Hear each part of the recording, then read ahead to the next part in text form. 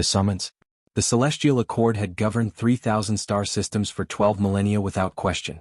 Their council chamber floated in the void between galaxies, a crystalline sphere where representatives of 6 ancient species debated the fate of civilizations with the weight of divine authority. Ambassador Kaelin Voss of Earth had been summoned. She stepped through the dimensional gateway, her simple gray suit a stark contrast to the elaborate robes and bioluminescent carapaces of the other delegates. The chamber stretched impossibly wide, its walls displaying real-time feeds from a million worlds. At the center, 6 thrones rose on pedestals of condensed starlight, each occupied by a being whose species had mastered faster-than-light travel before humanity learned to kindle fire. High Arbiter Zewex Thorin, a serpentine creature whose scales shifted through colors humans had no names for, coiled upon the highest throne. His 3 eyes fixed on Kaelin with undisguised disdain. The human representative arrives. His voice resonated directly in her mind, bypassing language entirely. You have kept the Accord waiting. My apologies, Kaelin said, her voice steady. The journey from Earth is not instantaneous, even with your provided gateway. Excuses. This came from Executor Vrillenth, a crystalline being whose facets reflected light in geometric patterns. Your species has been granted provisional membership for 50 standard cycles. In that time, you have failed to provide adequate tribute, refused to adopt Accord standard governance, and most egregiously, the being's light pulsed angry crimson. You have established unauthorized colonies in the disputed margins. Kaelin had expected this. The 13 colonies humanity had founded in the buffer zone between Accord space and the lawless outer reaches had been a calculated risk.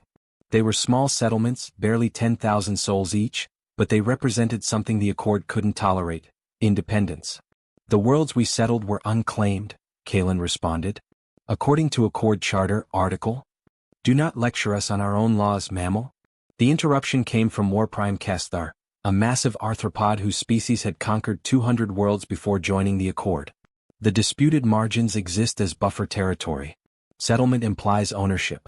Ownership implies sovereignty. Sovereignty requires strength. The Warprime rose from his throne, mandibles clicking. Your species possesses no strength. You have no shield fleets. No world breakers. No temporal anchors. You are children playing at civilization. Kaelin's jaw tightened, but she maintained her composure. This was the dance. They would threaten, she would negotiate, and eventually they would extract concessions that kept humanity firmly under the Accord's control. But today was different. We contest your assessment, Kaelin said quietly. The chamber fell silent. In 12,000 years of Accord history, no provisional member had ever spoken such words. Zewex Thorin's laugh was a sound like breaking glass. You contest? On what grounds, Ambassador? You have no warships to match even our scouts. Your technology is primitive. Your worlds are few and scattered. We don't need warships to be strong, Kaelin replied. And we don't recognize your authority to dictate where humans may or may not live. The temperature in the chamber dropped. Frost began forming on the crystalline walls. You reject the Accord? Vrillenth's light turned ultraviolet, painful to look at directly. You understand what this means? Every member species is bound to defend Accord sovereignty. Your worlds will be razed. Your people scattered. Your species will serve as a cautionary tale for 10,000 generations. Kaelin reached into her jacket pocket. 6 beings tensed, ready to atomize her at the first sign of a weapon. She pulled out a small device no larger than her thumb and placed it on the floor between them. This, she said, is a democratic transponder. It's broadcasting to every human settlement in known space. Right now, 3 billion people are watching this conversation. They're watching you threaten us. They're watching you demand we bow. Theatrics, Kesthar scoffed. Not theatrics. Testimony. Kaelin's voice grew stronger. You rule from thrones. You wear crowns of starlight and speak as if your age grants you wisdom. But you've forgotten what governance actually means. You've forgotten that authority derives from the consent of the governed. She gestured to the chamber around them. This place is beautiful. Awe-inspiring. It's designed to make visitors feel small, powerless, to make us forget that you're just people, beings, rather, who happen to have more ships and older civilizations. Your point, human? Zewex Thorin's mental voice was ice. My point is that we've been having the wrong conversation. You keep trying to force us into your hierarchy to make us subjects of your empire. But we're not asking for permission anymore. We're informing you, humanity will govern itself. We'll trade with you, work with you, share knowledge with you as equals. Not as vassals. Impossible, Virulent stated flatly. Perhaps, Kalen smiled. But here's what you need to understand about humans: we don't do thrones. We don't do crowns. We do council chambers, real ones where every voice matters. And we're very, very good at convincing others that they should too. She pressed a button on the transponder. Throughout the chamber, holographic images appeared, representatives from 47 non-accord species, all watching, all listening. You wanted to make an example of us, Kalen said softly. Congratulations. You have. The 6 thrones suddenly seemed very small indeed. The fracture. The emergency session of the Celestial Accord convened 3 hours after Kalen's broadcast ended. For the first time in recorded history, the gallery was full. Representatives from client species who normally sent minimal delegations now crowded the observation spheres, watching the proceedings with unprecedented interest. Kalen stood in the defendant's circle, a ring of light that marked her as the accused. The 6 throne-bearers loomed above, but their usual aura of invincibility had diminished. The broadcast had changed something fundamental. You have violated Protocol 17, Ziwax Thorin began, his mental voice sharp as broken glass. Unauthorized transmissions from the council chamber are forbidden. This alone warrants immediate expulsion and sanctions. Protocol 17 was established to prevent espionage, Kalen countered. I transmitted no classified information. I simply showed people a diplomatic conversation. You weaponized transparency. Executor Virulentha's crystalline form pulsed with irritation. You deliberately undermined the dignity of this council. If transparency undermines your dignity, perhaps the problem isn't the transparency. A ripple of movement passed through the gallery. Kalen caught sight of Ambassador Trin of the Voxili people, a client species that had served the Accord for 3,000 years, making notes on a light tablet. Others were doing the same. Warprime Kesthar slammed a massive appendage against his throne's armrest. Enough word games. The human colonies in the disputed margins will be evacuated within 10 solar rotations. Failure to comply will result in military intervention. This is the Accord's final judgment. No. The word hung in the air like a blade. No. Kesthar rose to his full height, nearly 4 meters of armored carapace and battle scars. You dare. I dare to tell you that your final judgment means nothing to us, Kalen interrupted. You can destroy our colonies. You can kill every human in the disputed margins. But you can't make us acknowledge your authority over us. That ship has sailed. Then you choose extinction, Ziwax Thorin said coldly. Do we? Kalen turned to address the gallery directly. How many ships will it take to destroy 13 colonies? How many lives will you spend to make your point? And more importantly, how will it look? She gestured to the watching delegates. 3 billion humans watched you threaten us. But they weren't the only ones watching. 47 other species saw that broadcast. They saw us, a young, weak species by your standards, refuse to bow. They saw us claim the right to govern ourselves. And they saw us branded as rebels for it, she continued. Which raises a question that I'm sure many of them are asking right now. If the mighty Celestial Accord can't tolerate one small species governing itself, what does that say about their governance of everyone else? You speak treason, hissed Magistrate Ulvern, a vaporous being whose species had joined the Accord 5,000 years ago. You sow discord. I speak truth. You sow fear. Kalen's voice remained calm, factual. The Accord doesn't govern through wisdom or justice. It governs through intimidation. Through the threat of overwhelming force. Through the constant reminder that you are old, powerful, and unopposable. Because we are, Kesthar growled. Are you? Kalen pulled up a holographic display. These are the resource requisition records from the past century. The Accord demands 15% of gross production from all client species. That's your tribute system. In exchange, you provide defense against external threats and access to advanced technology. She expanded the display. But here's what's interesting. There haven't been any external threats in 800 years. The outer reaches are mostly uninhabited.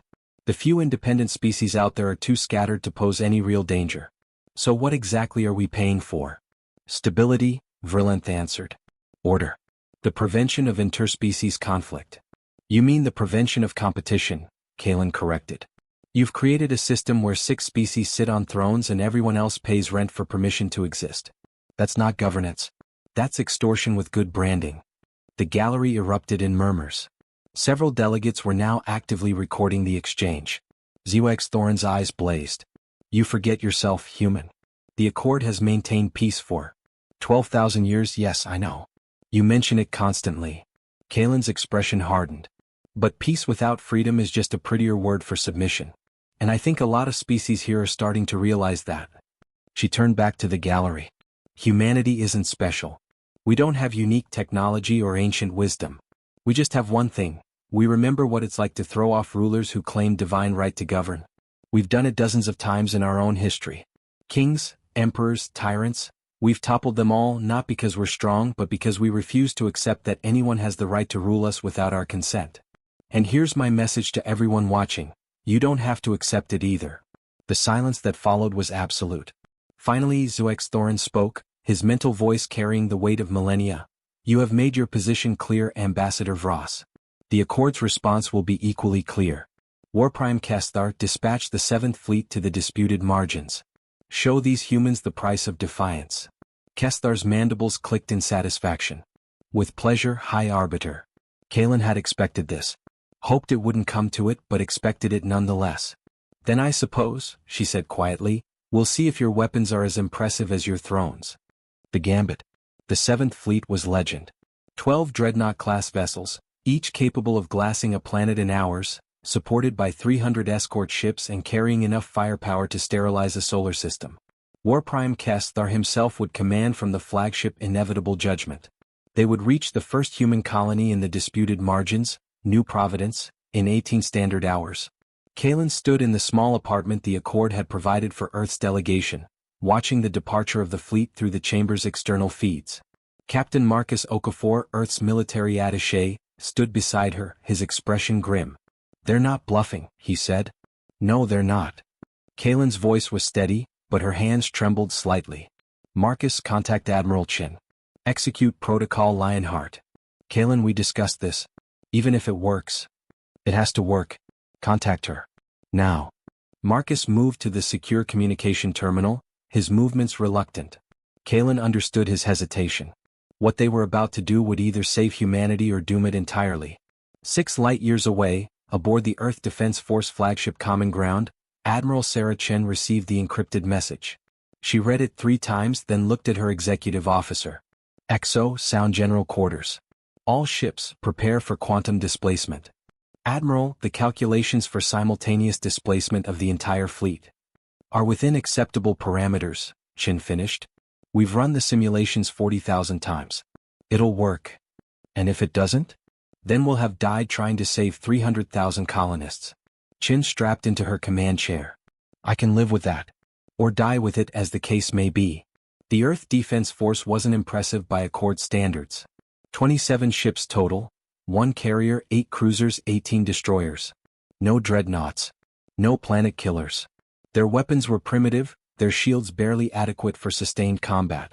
But they had one advantage the Accord had never bothered to develop: quantum displacement drive.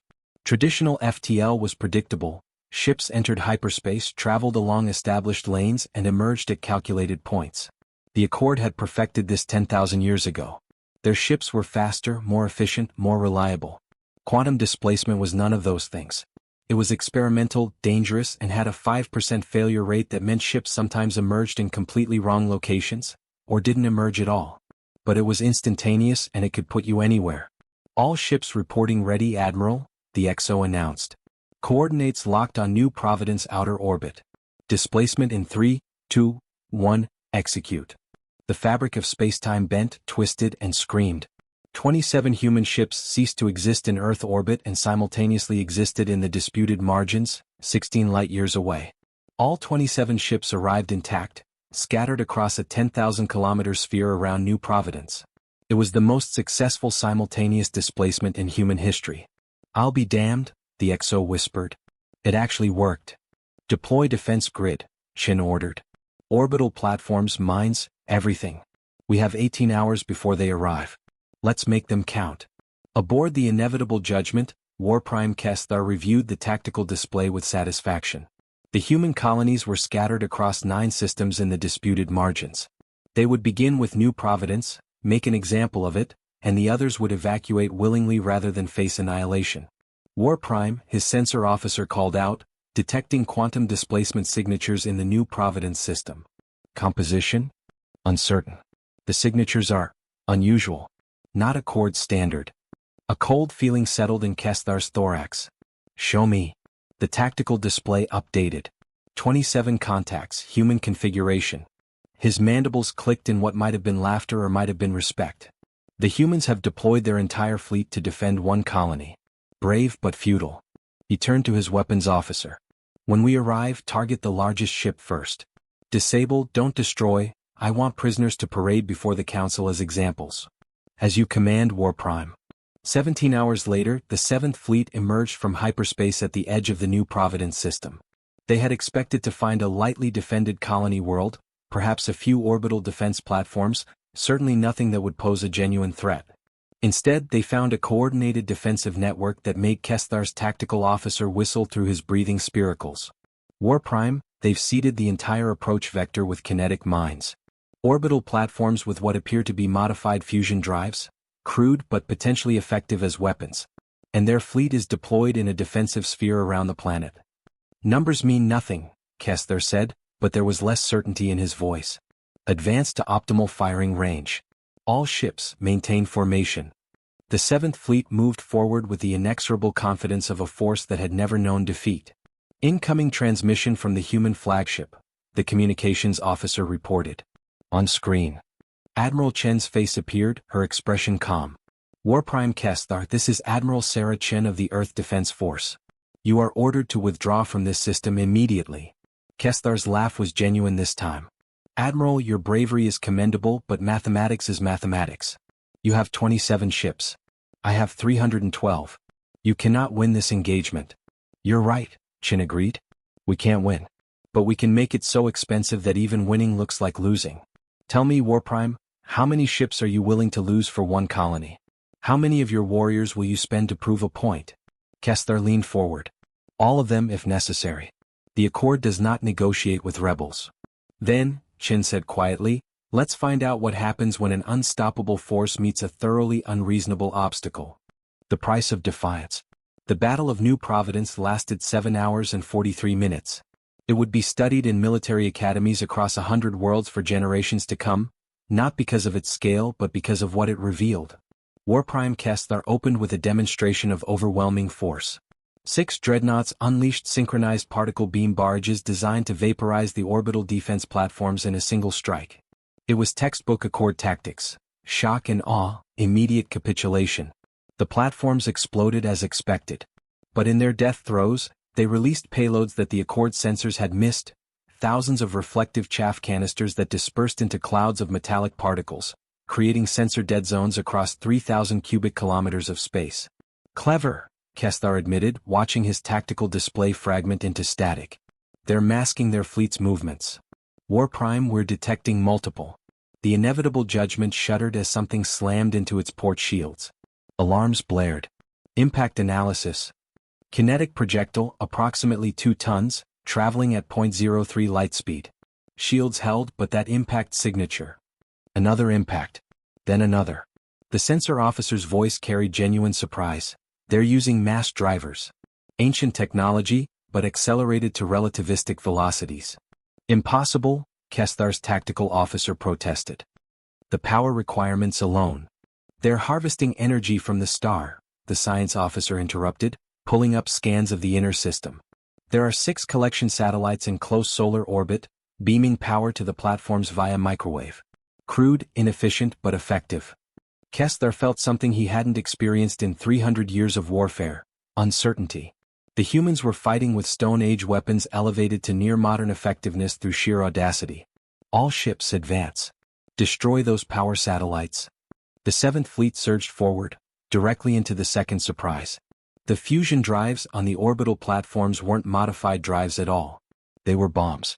Massive fusion devices that had been disguised as defensive systems, positioned specifically along the Accord's most likely approach vectors. Admiral Chen's voice came over the open channel. Now, Commander Yuki.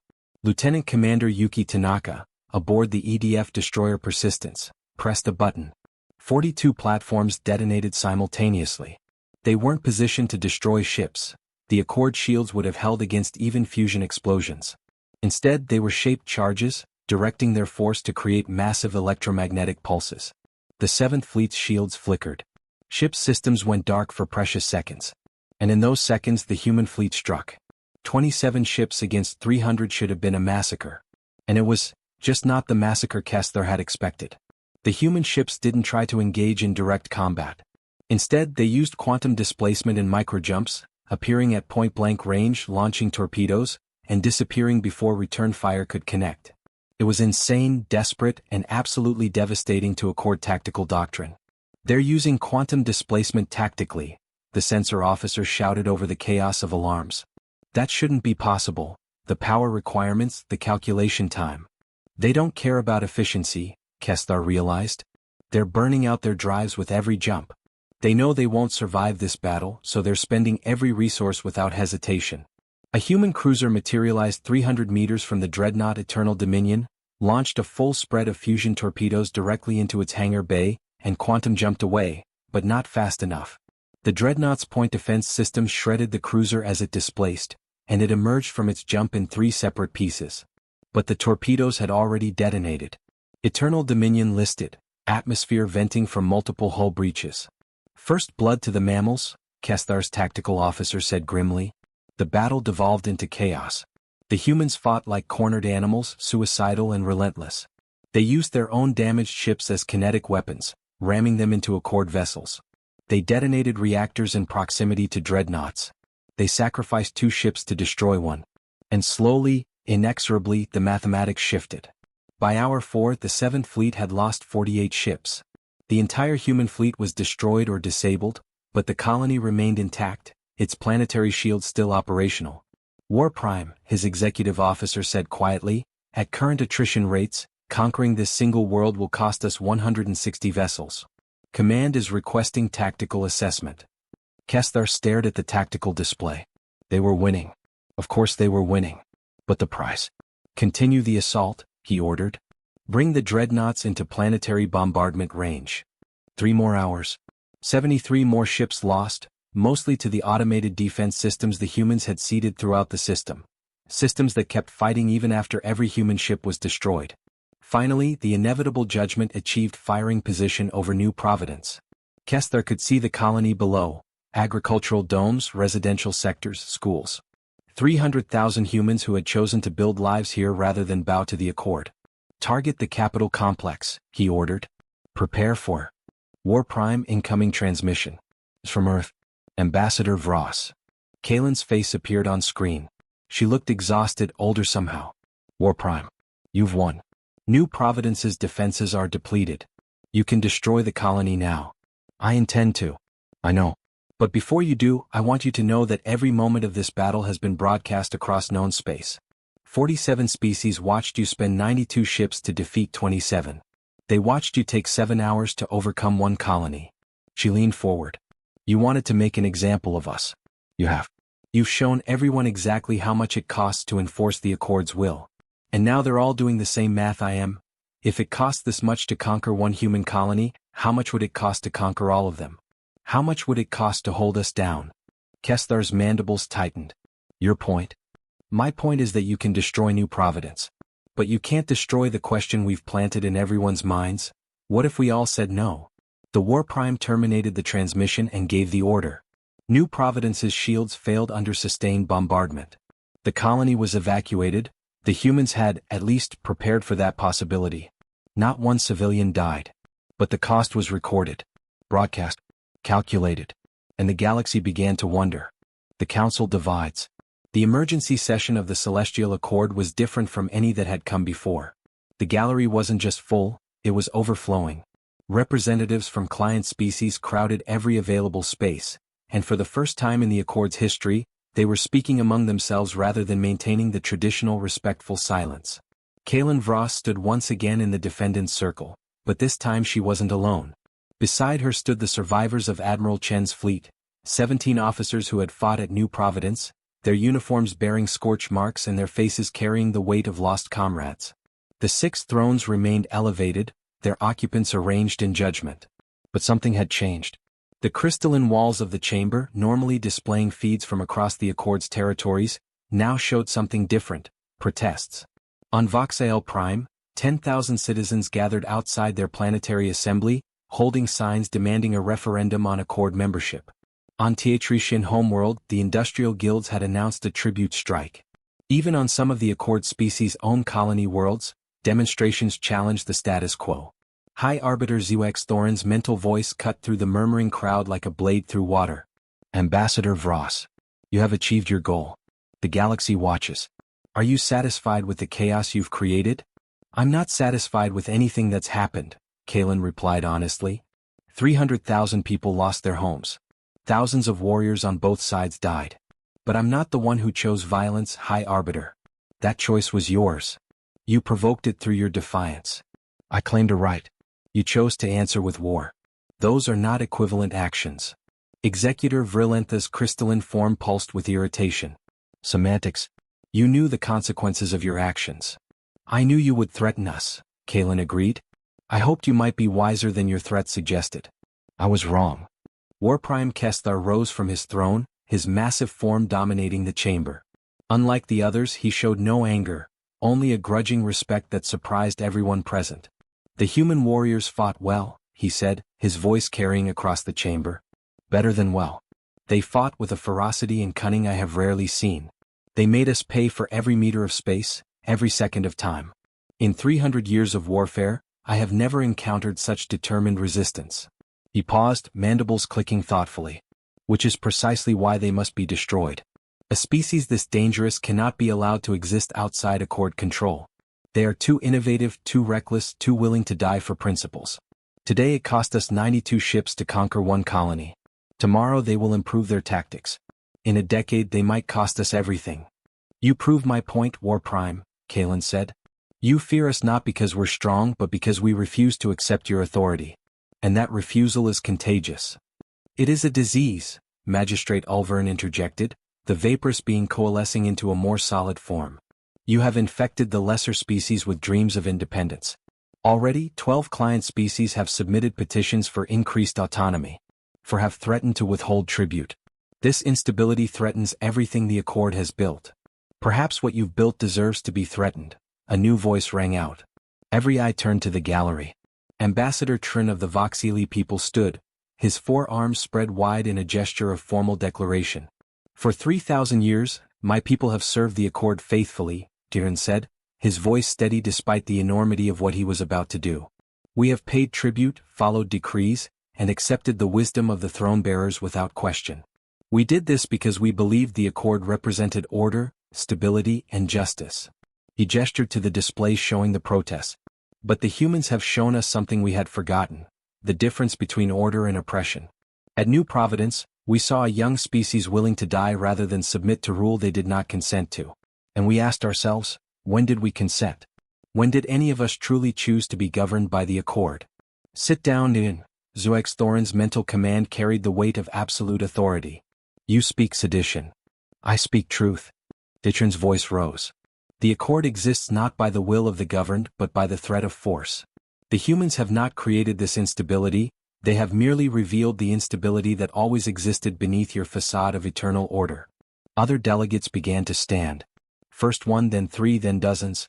The Accord's charter promises protection, called out a delegate from the Rishon collective. But protection from what? There have been no external threats in 800 years. We pay tribute for protection we don't need. The Accord promises advanced technology, another voice added, but controls its distribution to maintain dependence. The chamber erupted into chaos. For 12,000 years, the client species had accepted their place in the hierarchy. Now that acceptance was fragmenting. Zux Thorin's mental voice became a psychic roar that silenced the chamber. Enough. The High Arbiter rose from his throne, his serpentine form extending to its full 5 meters of length. I have heard enough dissent. Enough questioning. Enough chaos. He turned his 3 eyes on Kalen. You wanted transparency, Ambassador? Very well. Let me be transparent. The Celestial Accord will not negotiate with rebels. We will not tolerate independence movements. We will not allow our authority to be questioned. His gaze swept across the gallery. Every species in this chamber exists at our sufferance. You think protests and petitions will change 12 millennia of order? You think because one primitive species fought desperately that somehow the balance of power has shifted. The balance of power hasn't shifted, Kalen said quietly. But the understanding of power has. You can destroy us. You can destroy every species that questions you. But power without legitimacy is just violence with better marketing. Then violence it shall be, Thorin declared. War Prime Kesthar, you are authorized to use whatever force necessary to suppress the human colonies and any species that supports their rebellion. But Kesthar didn't respond immediately. The War Prime was staring at something on his tactical display, his mandibles frozen in mid-click. War Prime? Vrilantha's crystalline form pulsed with impatience.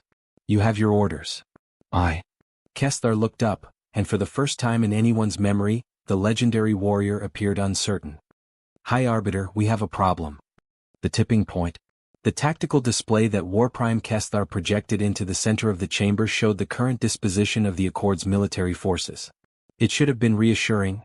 7,000 ships distributed across 3,000 systems, an overwhelming force capable of crushing any conceivable resistance.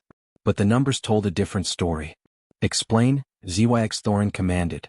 Kesthar's mandibles clicked nervously, a tell that shocked everyone present. In the 72 hours since the Battle of New Providence, we have experienced complications. The Fourth Fleet, assigned to patrol the Voxili systems, reports that 40% of its crew complement has deserted. They simply left their ships and disappeared into the civilian population. Desertion? Vrilantha's crystalline form pulsed with disbelief. In the Accord military? Impossible. Not impossible. Happening. Kesthar expanded the display. The Second Fleet reports similar issues. Though not full desertion, their combat readiness has dropped by 30% due to what their commanders are calling philosophical objections to potential combat operations against civilian populations. Their soldiers, Magistrate Ulvern protested. They follow orders. Their people, Kalen interjected. People who watched the broadcast from New Providence. People who saw you order the destruction of a colony that posed no military threat. People who are asking themselves if they want to be part of that. Captain Marcus Okafor, standing beside Kalen, spoke for the first time. War Prime, if I may, many of your soldiers are from client species, correct? Species that are now questioning the Accord's legitimacy? Kesthar's silence was answer enough. You've built an empire on consent manufactured through intimidation, Marcus continued. But consent, even manufactured consent, can be withdrawn. And once enough people withdraw it simultaneously. The center cannot hold, Kalen finished. Admiral Lyrics of the Sixth Fleet, a member of Thorin's own species who had been observing from a side chamber, entered the room. The serpentine admiral's scales were muted in color, a sign of distress. High Arbiter, I must report that the Sixth Fleet cannot guarantee mission readiness for any large-scale enforcement operations. We have lost 2 ships to sabotage. Their reactor cores were disabled by their own engineering crews. 5 more ships have had their weapons systems mysteriously malfunction during combat drills. And this morning, the crew of the Dreadnought Absolute Authority mutinied. They didn't seize the ship for themselves.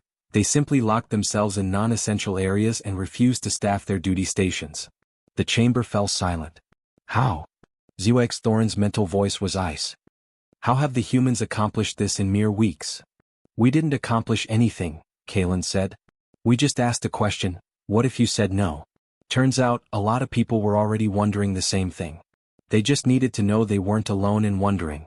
Ambassador Titran stepped forward from the gallery. The humans gave us permission to doubt. For 3,000 years, we have told ourselves that the Accord's authority was natural, inevitable, perhaps even benevolent. But watching them defy you, watching them fight and die rather than submit, we realize that authority is only real if we choose to recognize it. Philosophy, Executor Vrilanth dismissed. The Accord's power is real. Our weapons are real. Our ships are real. Your weapons are real, Titran agreed. But weapons only matter if people are willing to use them. And increasingly your people are not. Another delegate stood, this one from the Corvin Dominion, a species that had been part of the Accord for 8,000 years. My government has authorized me to make a formal declaration. The Corvin Dominion is withdrawing from the Celestial Accord, effective immediately. We will no longer pay tribute, follow Accord decrees, or recognize the authority of this council. The chamber erupted. Within minutes, 7 more species made similar declarations. The stability that had lasted 12 millennia was disintegrating in real time. Thorin's mental voice became a psychic scream. Silence.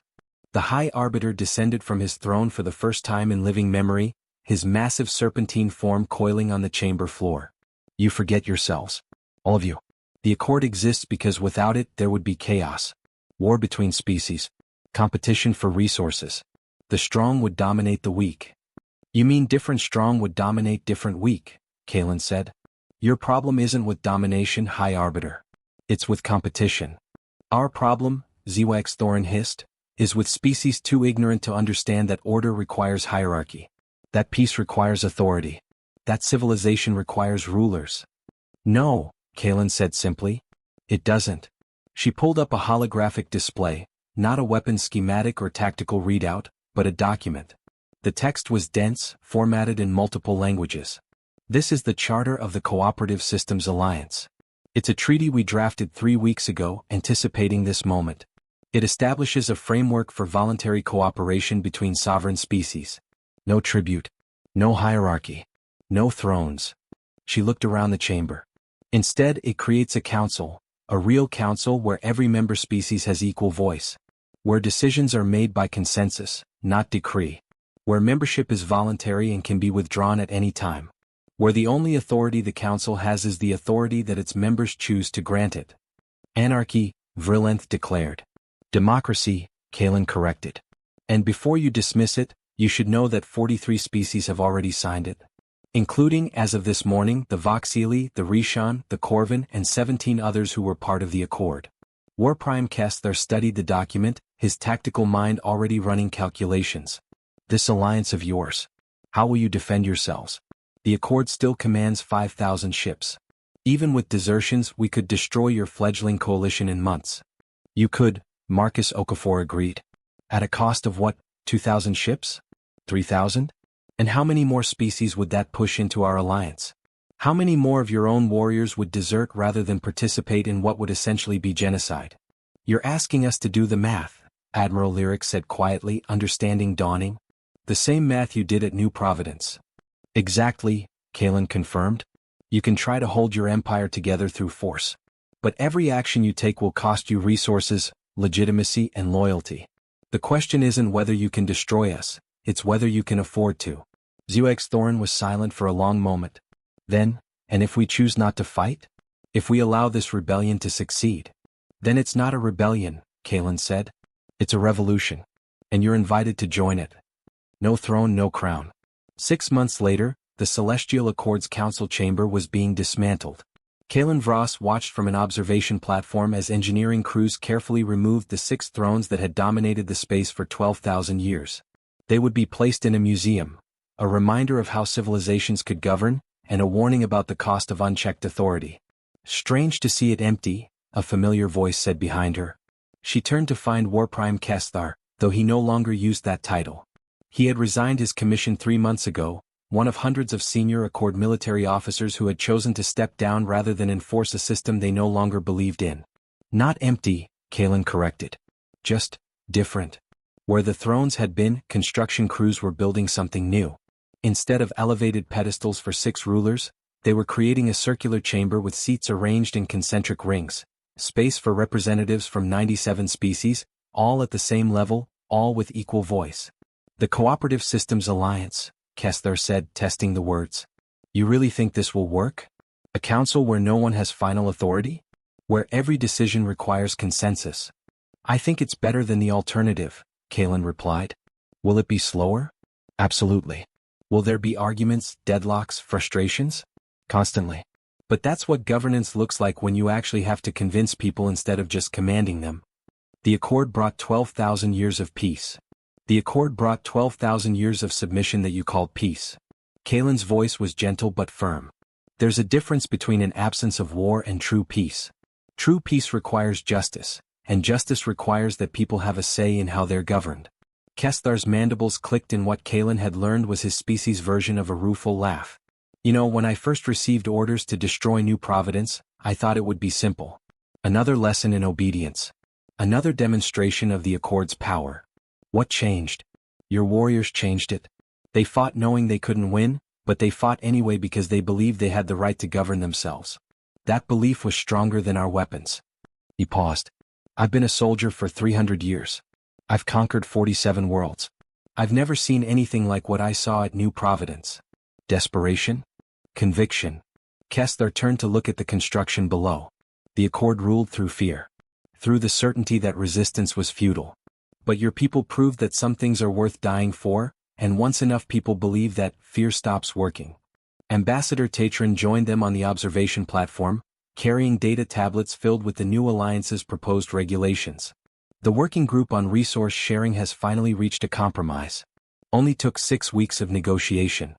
6 weeks to decide how to distribute surplus agricultural production, Kessler observed. The accord would have decreed it in 6 minutes. And would anyone have followed that decree willingly? Tatron countered. Or would you have needed to station warships in orbit to enforce compliance? Point taken. Below, a news crew was filming the dismantling of the thrones for a documentary. The Battle of New Providence had been watched by billions, but its aftermath had been watched by trillions. The story wasn't just about one species' defiance, it was about what came after. The hard, messy, frustrating work of building something better than what existed before. Captain Marcus Okafor approached, now wearing the uniform of the Alliance Coordination Service, a military force designed purely for defense, with strict civilian oversight and a charter that prohibited offensive operations. Admiral Chen sends her regards, he reported to Kalen. The joint fleet exercises with the Voxili Defense Force went well. Though she says your pilots are still too aggressive, Ambassador Tatron. We prefer enthusiastic, Tatron replied with what might have been a smile. Speaking of the Admiral, Kalen said, where is she? Earth. She's testifying before the Planetary Assembly about the new defense procurement budget. Apparently, there's some debate about whether we need 6 new cruisers or if we should invest in planetary defense platforms instead. And she has to convince them, Kalen mused. Not just give orders. Democracy is exhausting, Marcus agreed. But yes. The construction crews finished removing the last throne, Zewex Thorin's seat, the highest and most elaborate. The High Arbiter himself had overseen its removal, one of his final acts before stepping down. He had not joined the Alliance, nor had he returned to his homeworld. Instead, he had entered what his species called the long contemplation, a period of meditation and reflection that could last decades. His final words to the council had been simple: I ruled for 3,000 years. I thought that experience granted me wisdom. But I confused longevity with legitimacy, and tradition with truth. Perhaps younger species understand something that we had forgotten, that every generation must choose their government anew. Kalen's communicator chimed. It was a message from Earth's Planetary Assembly, transmitted across 16 light-years in real-time via the new quantum communication network the Alliance was building. Ambassador Vross, you are requested to return to Earth to provide testimony regarding the proposed Alliance Charter amendments.